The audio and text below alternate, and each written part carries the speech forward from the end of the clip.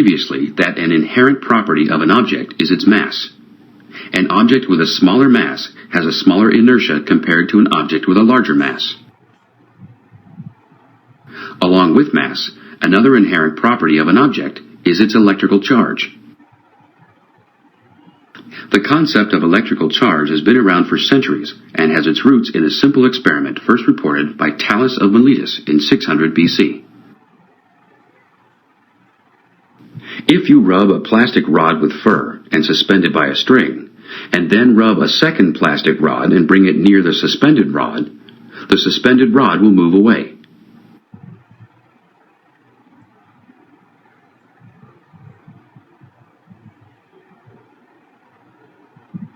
However, when a rod of glass rubbed with silk is moved close to the suspended rod, the suspended plastic rod will move toward the glass.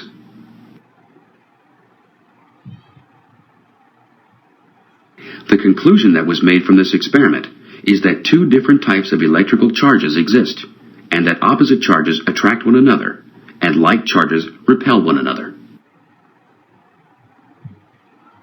Benjamin Franklin named the two different types of charges positive and negative. The basic unit of charge in the MKS system is the coulomb, which is abbreviated by capital C. On an atomic level, individual particles carry charge.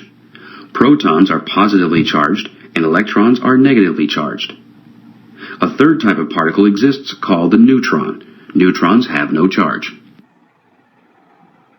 Protons and electrons carry the same amount of charge, denoted by the letter Q.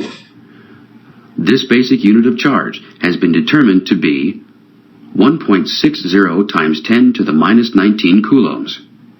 The neutron, which is neutral, has no charge. Even though protons and electrons carry an equal but opposite amount of charge, their masses are very different. The proton mass is 1.67 times 10 to the minus 27 kilograms, while the electron mass is 9.11 times 10 to the minus 31 kilograms.